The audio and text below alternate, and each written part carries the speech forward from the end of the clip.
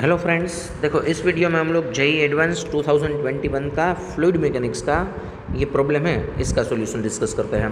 ठीक है, देखो इसमें आपको क्या दिया हुआ है, a cylindrical tube with its base as shown in the figure is filled with water.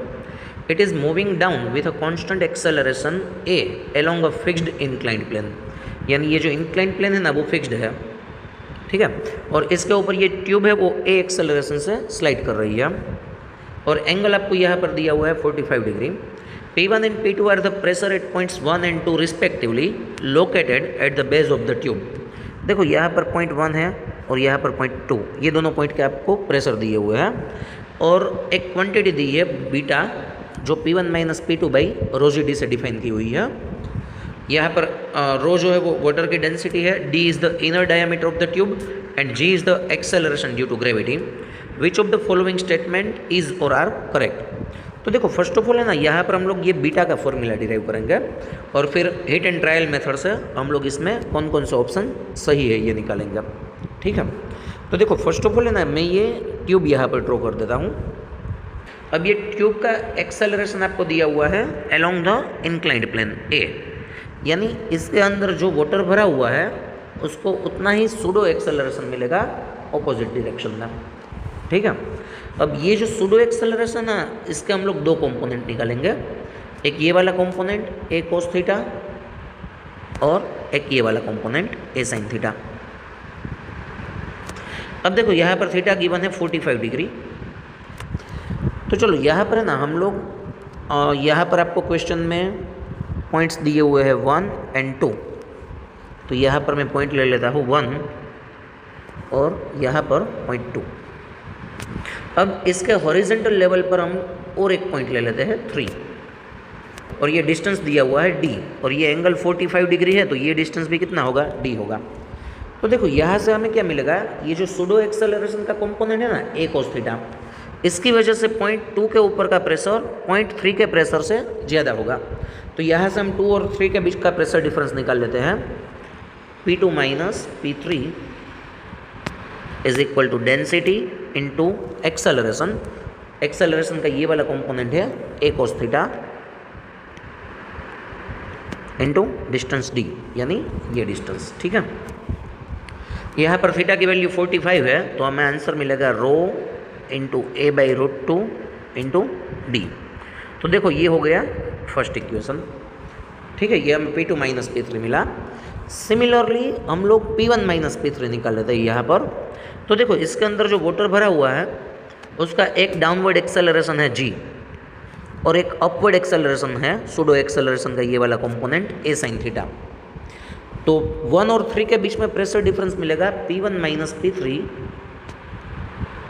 Is equal to density into net acceleration vertical g minus a sine theta into 1 और 3 के बीच में हाइट डिफरेंस, ये 1 point है ये 3 है, ये दोनों के बीच में हाइट डिफरेंस है d।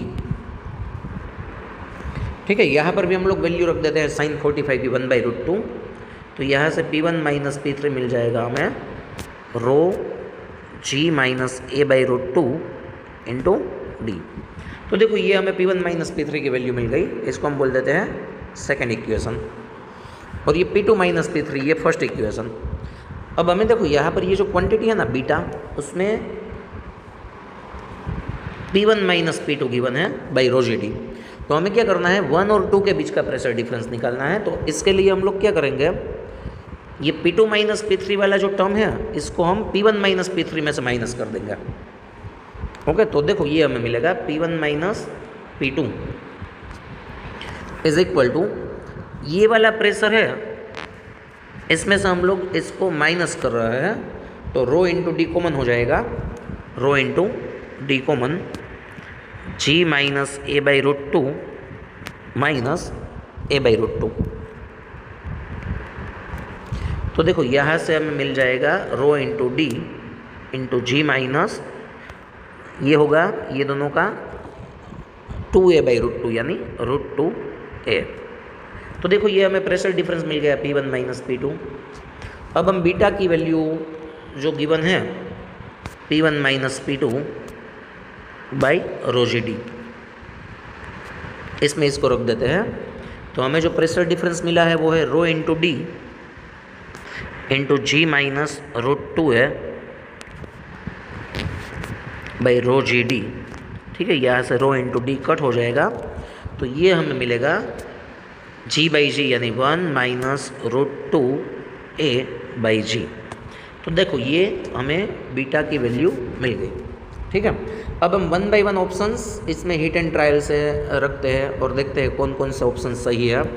तो देखो फर्स्ट ऑप्शन दिया हुआ है कि अगर एक्सेलरेशन जी बाई √2 लेते हैं तो बीटा 0 मिलेगा। चेक करते हैं, एक्सेलरेशन हम लोग जी बाई √2 लेते हैं, इसमें ऑप्शन है एक्सेलरेशन जी बाई √2। तो देखो ये इक्वेशन में हम लोग वैल्यूज रख देते हैं, तो बीटा हो जाएगा 1 minus √2 by g into acceleration है जी बाई √2। यस, तो ये 1 माइनस 1 क्या हो जाएगा 0, यानी ए ऑप्शन जो है वो सही है कि अगर एक्सेलरेशन हम जी बाई √2 ले लेते हैं तो बीटा की वैल्यू 0 होगी, यानी ये फर्स्ट ऑप्शन सही है। अब हम सेकंड ऑप्शन चेक करते हैं, एक्सेलरेशन जी बाई √2 ले तो बीटा ग्रेटर देन 0 है। तो देखो ऊपर वाला जो ऑप्शन है उसमें हमने यही एक्सेलरेशन की वैल्यू ली थी जी बाई √2, तो बीटा हमें 0 मिला, यानी यहाँ पर बीटा ग्रेटर देन 0 दिया हुआ है, तो ये गलत हो जाएगा। ठीक है, अब सी ऑप्शन जिसमें हम एक्सेलरेशन जी बाई 2 लेकर चेक करते हैं कि बीटा हमें क्या ये मिल रहा है √2 माइनस 1 बाई √2। एक्सेलरेशन लेते हैं अब हम जी बाई 2। ठीक है, इसमें रखना है। ओके, तो देखो सी ऑप्शन है जिसमें एक्सेलरेशन लेना है हमें जी बाई 2।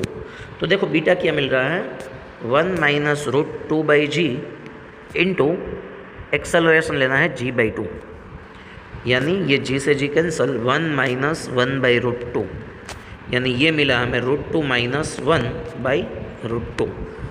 यानी एक्सेलरेशन अगर जी बाई 2 लेते हैं तो बीटा की वैल्यू हमें मिलेगी √2 माइनस 1 बाई √2। देखो यहाँ पर √2 minus 1 by √2 acceleration g by 2 के लिए, यानी ये ऑप्शन भी सही है। ठीक है, ए और सी दोनों करेक्ट मिले हैं, बी जो है वो गलत है। और ये एक्सेलरेशन जी बाई 2 से हमें बीटा ये मिला है √2 माइनस 1 बाई √2, यानी ये क्या हो जाएगा गलत हो जाएगा। यानी ये जो क्वेश्चन है इसके ए और सी ये दोनों आंसर सही रहेंगे। ठीक है।